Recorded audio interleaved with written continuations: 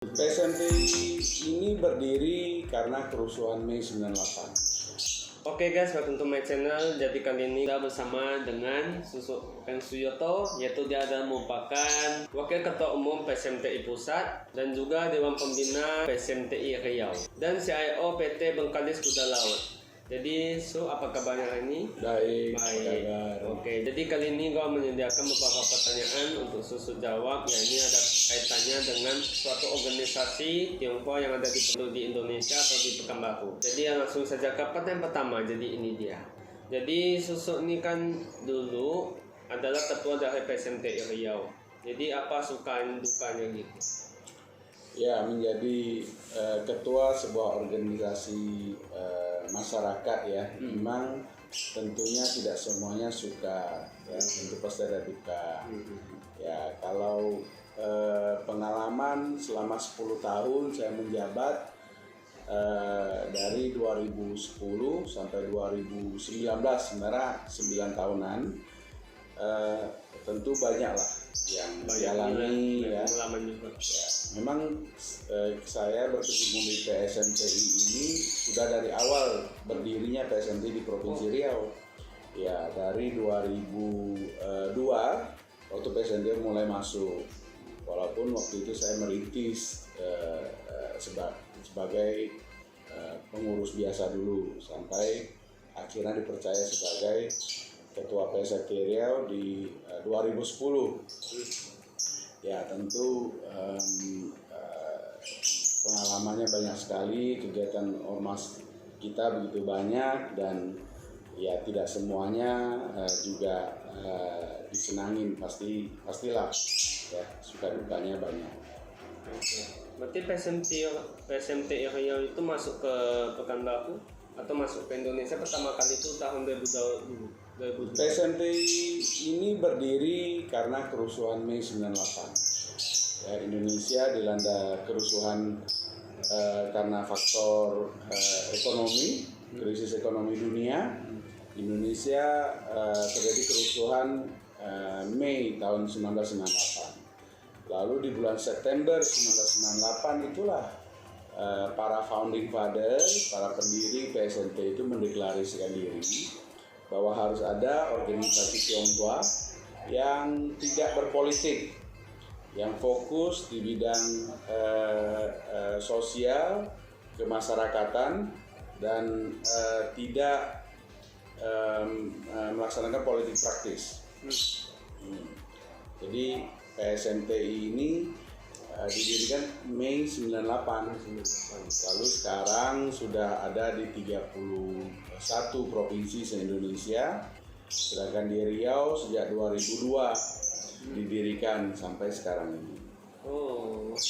Tempat provinsi pertama kali di Jakarta. Cabang pertama sebenarnya cabang pertama itu Batam. Pendiriannya tentu Jakarta.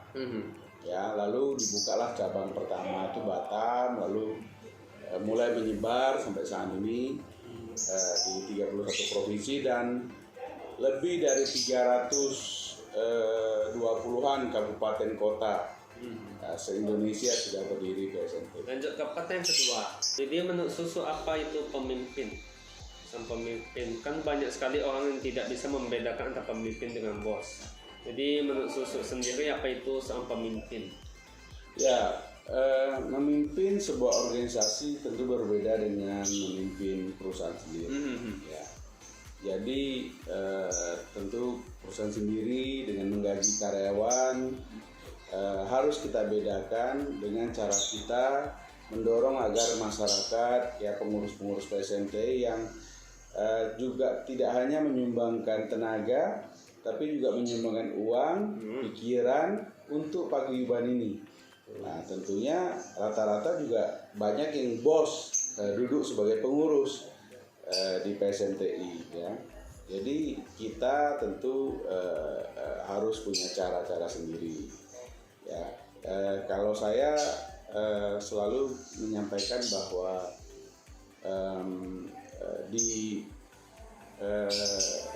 kalau sebagai bos itu kita lebih banyak bicara. Tanpa action.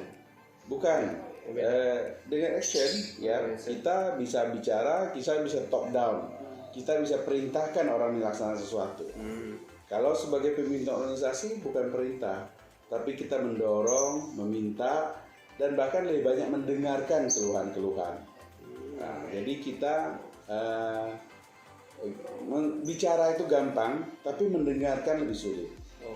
Namun saya punya prinsip sendiri yang selalu saya quote dari Ki Hajar Dewantara, ya, salah satu pahlawan nasional negara kita. Ada 3 istilah kepemimpinan yang harus kita jadikan panutan, ya. Itu yang disampaikan oleh Ki Hajar Dewantara, di mana saat kita Ingarso Mangunkarso, itu saat kita di depan, kita itu harus memberikan contoh. Ya, Imadia Mangunkarso, saat kita di tengah-tengah, kita harus mengajak rame-rame untuk maju. Lalu untuk Huri Handayani, ya, saat kita di belakang, kita harus mendorong, ya, agar semua bisa tambah maju. Ya, jadi itu prinsipnya, kita selalu memimpin itu. Kita seperti di organisasi PSMTI, ada bos-bos lebih hebat dari kita, tapi kenapa mau kita pimpin? Ya, ada bahkan senior-senior kita di PSMTI, ya, kenapa mereka mau kita pimpin? Ya, kenapa mereka mempercayakan kita untuk memimpin paguyuban, memimpin mereka yang padahal mereka juga punya kredibilitas sendiri, punya kemampuan sendiri, dan punya integriti sendiri, skill sendiri bahkan. Nah, ya, kita harus punya merangkul, ya. Makanya kalau kita sama bawahan harus berbeda, sama teman-teman yang sama harus berbeda juga. Lalu saat kita menjadi kita juga saatnya dipimpin, ya, dengan mendengarkan keluhan-keluhan mereka, pendapat dari semua kolega. Ini kan Susuk kan yang waktu dulu ya, waktu Susuk masih menjabat sebagai jadi ketua PSMTI sama dengan masih sebagai CIO, seorang tuh kan pernah sama laki itu kan. Jadi gimana Susuk untuk solusi gitu?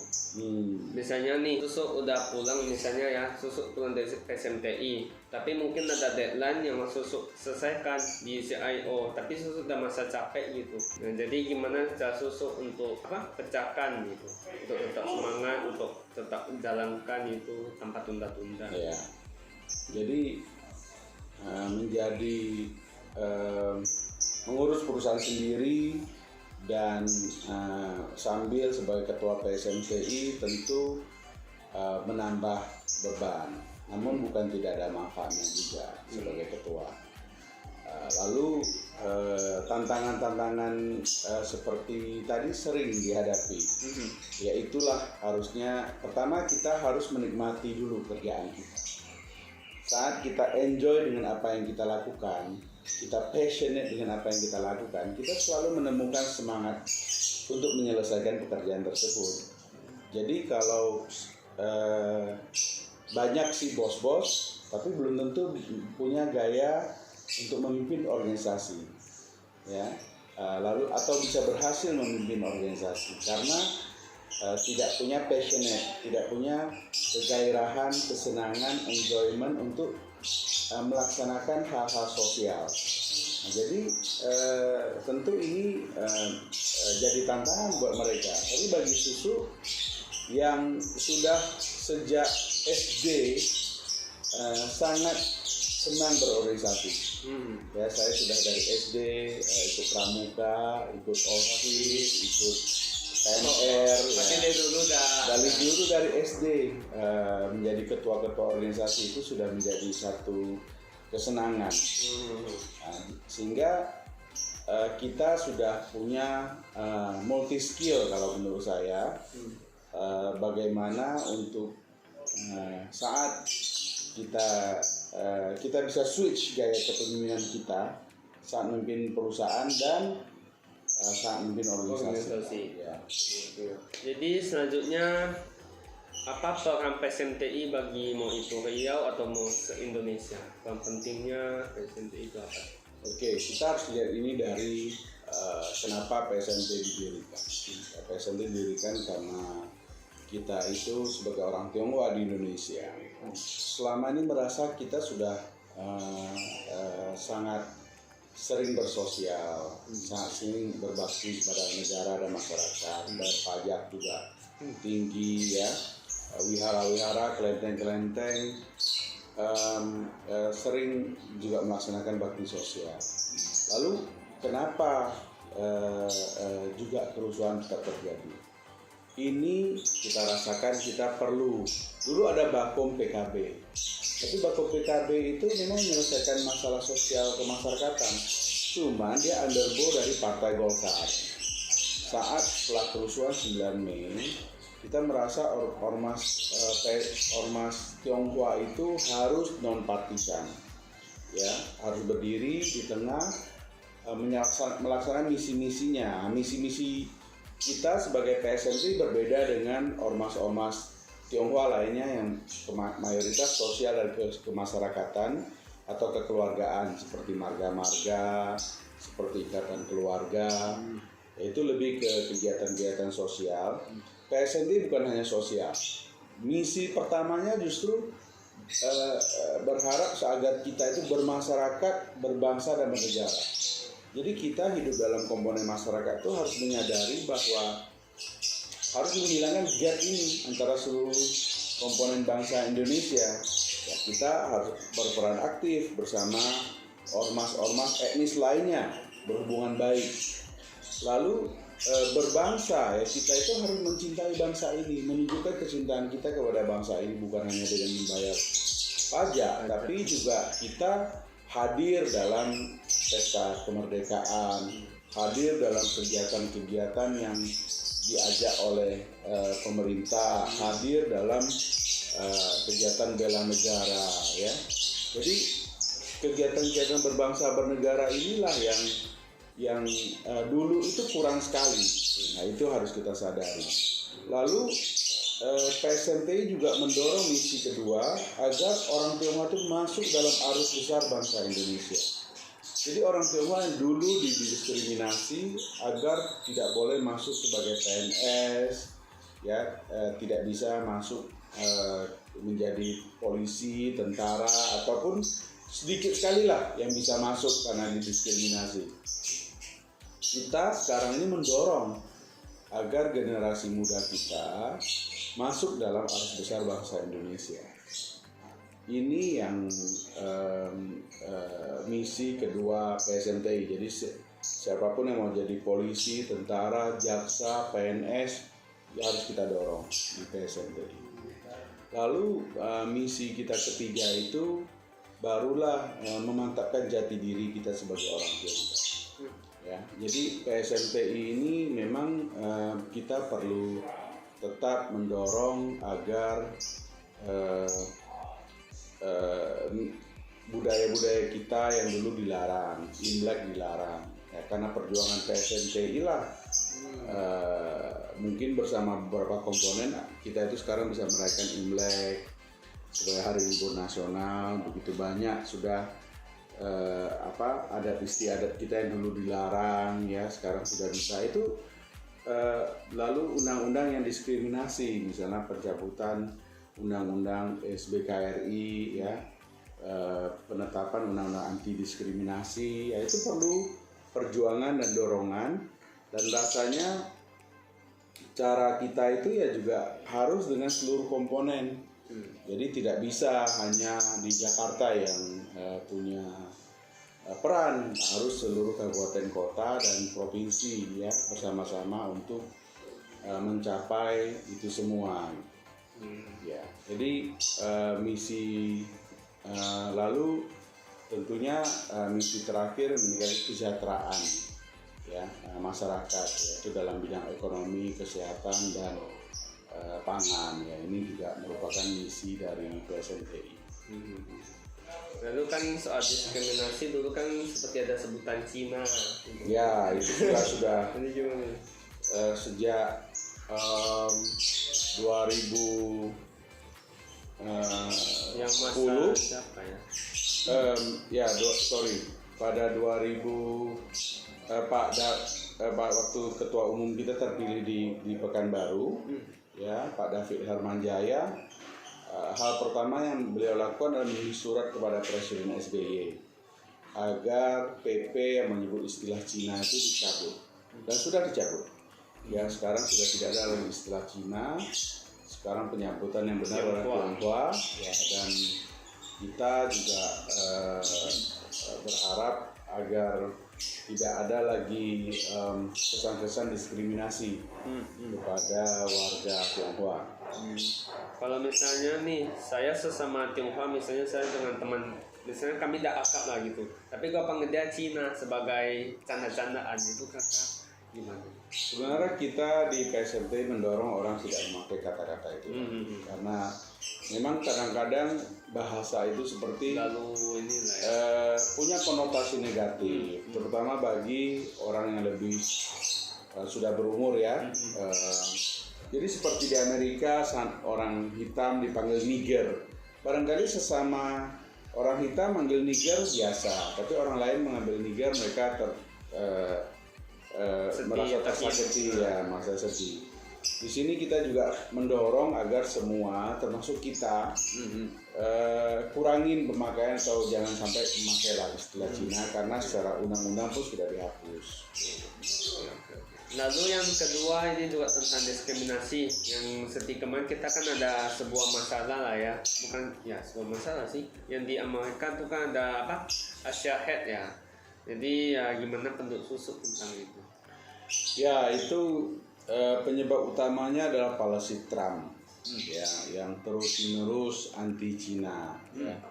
Itu memang policy politik, ya, yang menyebabkan hate crime tersebut. Jadi sehingga pandemi disebut Kung Flu, ya, Wuhan Flu, dan lain-lain. Jadi triggernya itu adalah masalah politik. Ya, ini banyak hal kebencian ini juga terjadi karena kepentingan dari elit-elit politik. Di Indonesia juga begitu. Jadi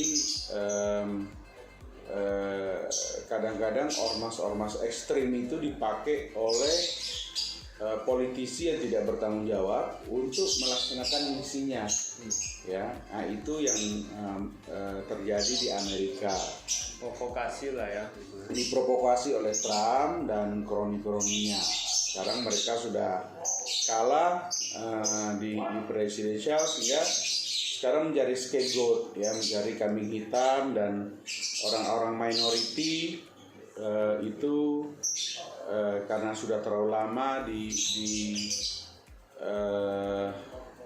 didesak, ya. Negara sebesar Amerika pun bisa terjadi seperti itu, ya. Bayangin kita di Indonesia, kalau tidak founding father kita menetapkan Pancasila, menetapkan Bhinneka Tunggal Ika, ini negara sudah akan terpecah belah, ya. Jadi kita harus mensyukuri bahwa founding father bangsa kita itu berpikiran jauh sekali agar bagaimana negara kesatuan Republik Indonesia ini bisa tetap utuh. Pendapat Susuk, bagaimana cara kita untuk menghargai sesama ras, menghargai keberagaman, ya. Ada satu bahasa yang sering kita dengar di masyarakat, tak kenal maka tak sayang. Jadi banyak sekali rasa curiga, rasa benci, kita tidak percaya. Rasa tidak percaya itu karena kita tidak tahu, karena kita tidak kenal. Seperti contohnya misalnya, ya, kalau kita sudah masing-masing punya anak tabrakan, ya bersenggolan lah. Kalau kita orang tua saling kenal, itu gampang menyelesaikannya. Udahlah. Kalau beda orang. Tapi kalau orang nggak kenal, kita marah-marah dulu, nyari kesalahan dan lain-lain.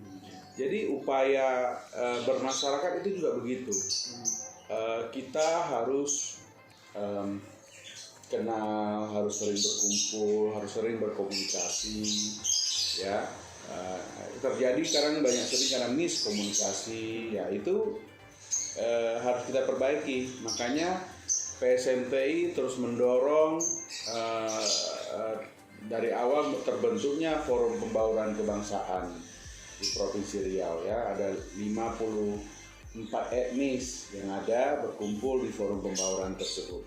Lalu kita juga berperan aktif agar Forum Pembauran itu bisa bergerak aktif dalam bermasyarakat, berbangsa dan bernegara. Jadi tentu ini perlu, kita tidak bisa menunggu, ya, karena ini merupakan misi kita untuk bermasyarakat. Ya, kita harus terus lakukan pendekatan-pendekatan dan komunikasi-komunikasi dengan seluruh elemen masyarakat. Lalu kan kemarin ini kan ada satu anak Tionghoa, dia seperti entah di kota mana, dia seperti menjelekkan suatu agama. Jadi kan waktu itu kalau nggak salah PSMTI juga turun tangan untuk membantu anak tersebut. Jadi apa pesan khusus untuk anak-anak muda yang anak Tionghoa lah gitu, supaya mereka tidak seperti beda-bedakan. Padahal kita sudah mendorong generasi muda Tionghoa supaya tidak membedakan keberagaman ras dan lain-lain. Ya, jelas kalau kita tidak mau diskriminasi, kita jangan mendiskriminasi orang lain. Nah, ini terus kita gemakan. Jadi kita juga senang beberapa sekolah yang didirikan oleh orang Tionghoa mengajarkan budi pekerti. Ya. Memang ini tantangan berat bagi orang Tionghoa, ya, yang rata-rata anaknya sekarang lahir misalnya di atas tahun 2000, itu generation digital, yang semua hidupnya itu banyak bergantung kepada Uncle Google. Semua pertanyaan, pembelajaran, apa yang mereka ingin tahu semua ada di Google, yang tidak semuanya mendidik. Karena pertama, kultur kita timur dan barat beda. Tentunya kita tahu Google itu dibikin sama kultur barat, sehingga banyak hal kadang-kadang tidak cocok untuk kita di Indonesia. Jadi kita tentunya di bidang pendidikan kita di PSMTI terus berperan aktif untuk mendorong sekolah-sekolah menerapkan pelajaran budi pekerti, mendorong agar sekolah-sekolah seperti juga punya pendidikan yang juga kita rutin melaksanakan kegiatan-kegiatan budaya, ya, Cap Gome, Imlek, bazar, kumpul bersama. Itu tujuannya supaya orang tua bisa bawa anak-anak ke kegiatan tersebut, sehingga orang tua bisa menjelaskan ke anak apa sih tujuan-tujuan dari cengbeng. Ini kita barusan cengbeng. Jadi saat kita melaksanakan sesuatu lewat experience itu lebih enak masuknya ke anak-anak. Ya, saat cengbeng, kalau ini tidak terus didorong, lama-kelamaan hilang. Generasi muda akan tidak tahu apa sih, ngapain maknanya. Maknanya kita dapat berkumpul bersama, menghormati leluhur, menghargai leluhur, lalu kita juga berkumpul dan saling bercengkrama. Nah, ini dari esensi dari semua kegiatan-kegiatan yang diterapkan oleh leluhur kita. Jadi semua harus punya makna. Imlek juga punya makna. Tiongchu Jie juga punya makna. Tongji Jie juga punya makna. Jadi banyak sekali itu yang perlu terus didorong agar generasi berikutnya itu memahami. Oke. Lanjut ke pertanyaan tentang Susuk sebagai CIO PWT Bengkalis Kuda Laut. Jadi awal-awal gimana cara terbentuknya PT tersebut? Ya, PT Bengkalis Kuda Laut sebenarnya terbentuk baru 2003.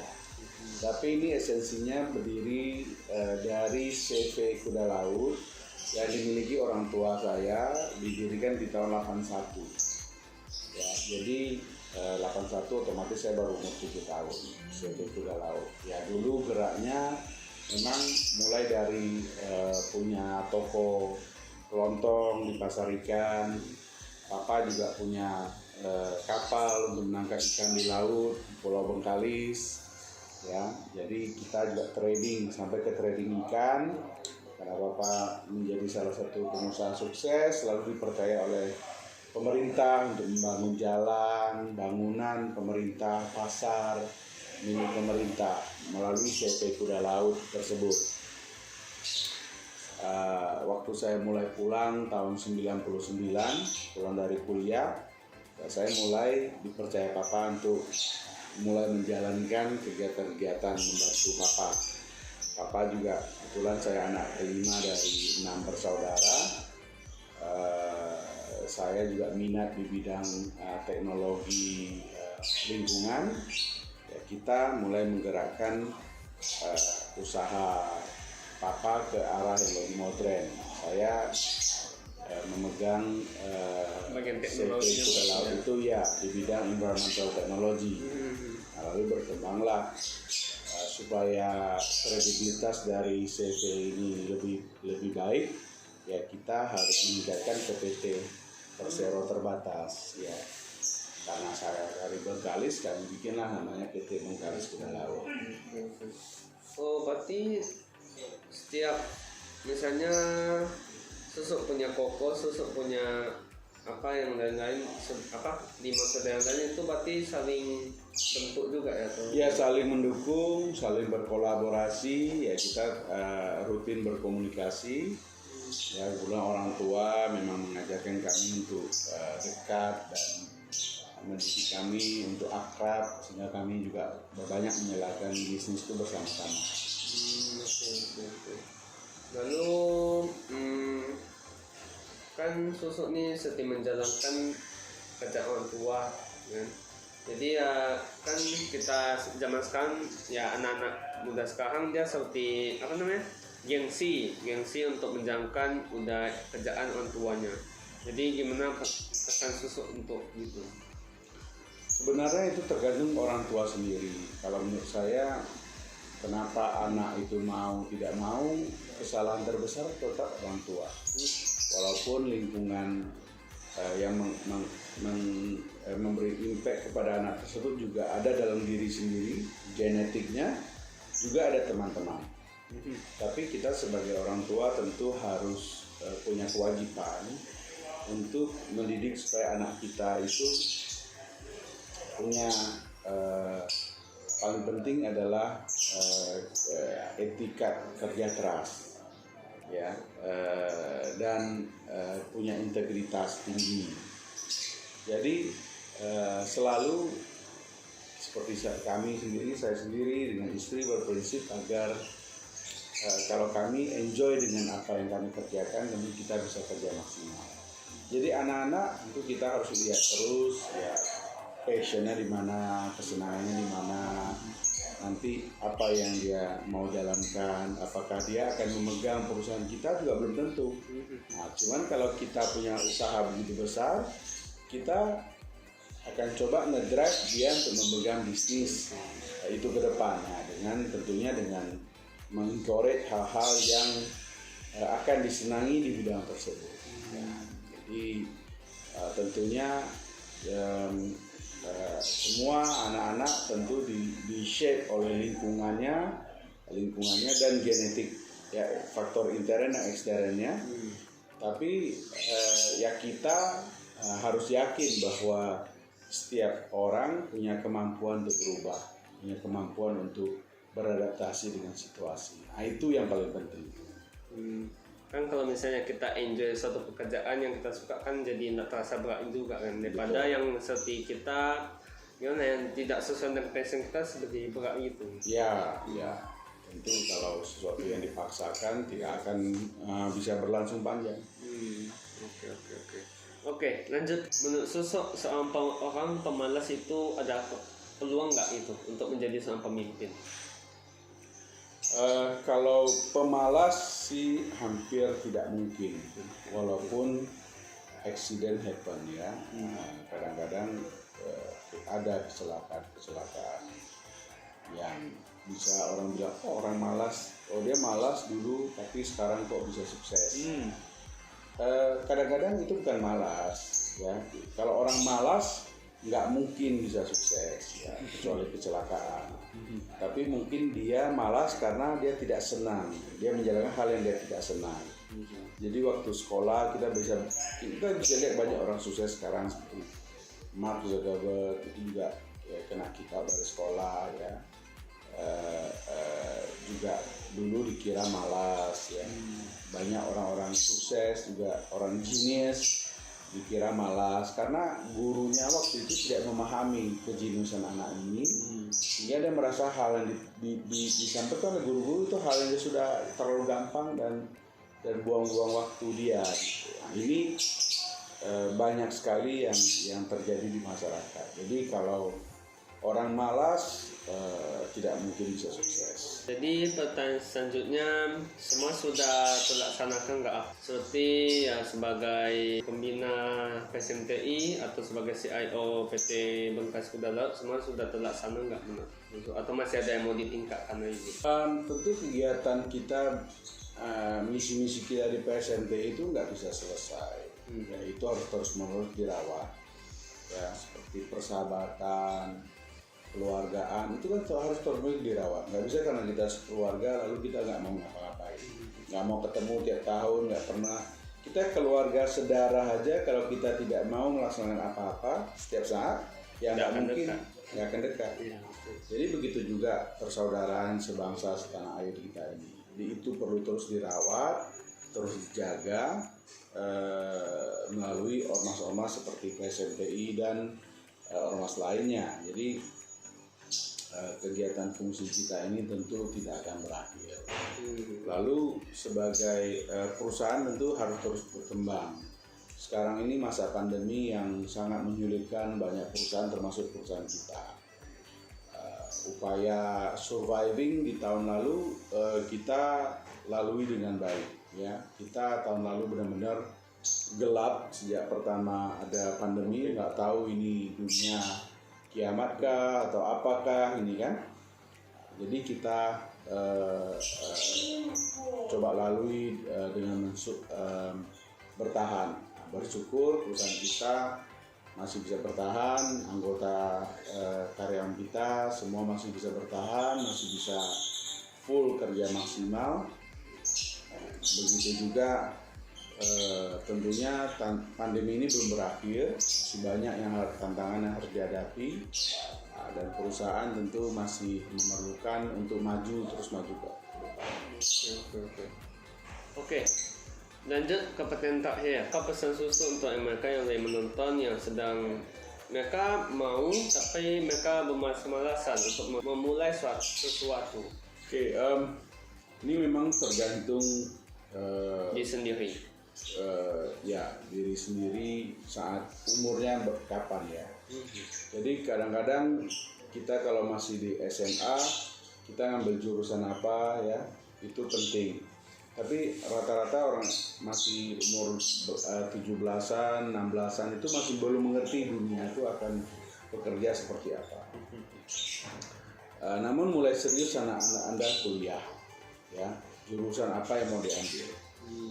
Mulai menanyakan diri sendiri, saya tuh senangnya kerja di kantoran atau keluar. Saya mulai passionate dengan apa.